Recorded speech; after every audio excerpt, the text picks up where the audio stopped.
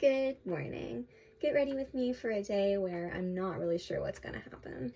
I always pick up Winston if he wants it because he normally doesn't, but then Lila gets so jealous. She loves uppies in the morning.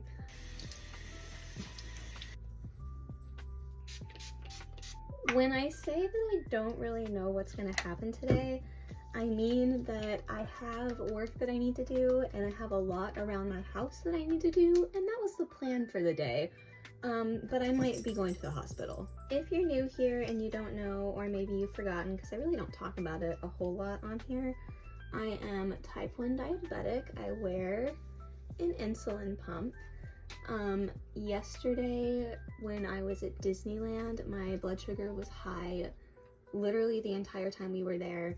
I gave over 50 units of insulin through my insulin pump, which is a lot. Like, that should have killed me in a different way. I normally take about 30 units for an entire day, so giving 50 in like a 4-hour time span, where I also was fairly hydrated and walking a ton, which exercise usually drops your blood sugar, it was pretty clear to me that something wasn't right.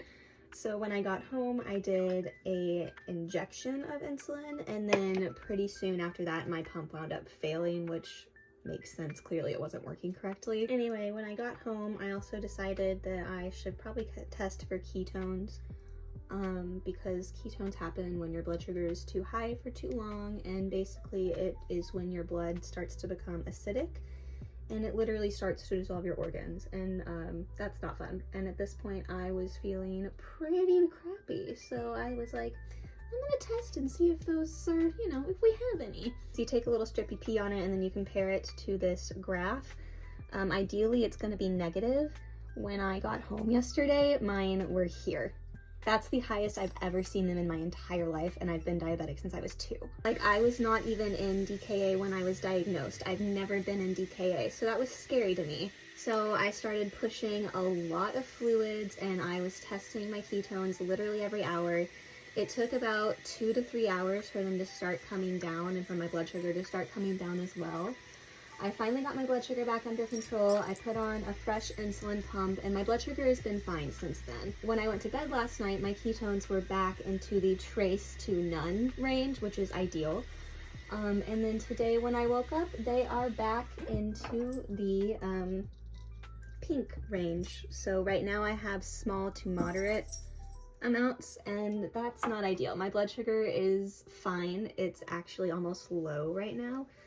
And it has been all night. Like, my blood sugar's been fine and stable.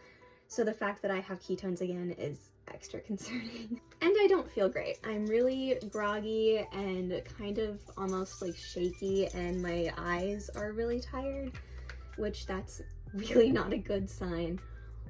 So what I'm gonna do is I'm going to email my endocrinologist and see what she thinks. And I'm going to take it extra easy this morning. We're gonna have a really slow morning, probably spend at least the first few hours on the couch, just relaxing. I'm gonna be watching TV and pushing as many fluids as possible. I'm really hoping that what happened is I breathed dehydrated overnight while I was sleeping, because I did sleep for like 10 hours. So I'm hoping that once I get some fluids back in me, they'll go down and I'll be fine. But depending on what my doctor says, I might be going to the ER later. We'll find out. Don't forget your neck and your chest, by the way. Let's go get some coffee and some breakfast and hope that that fixes me. I've got coffee and water and electrolytes and an apple and yogurt and a jelly cat and a puppy and a blanket.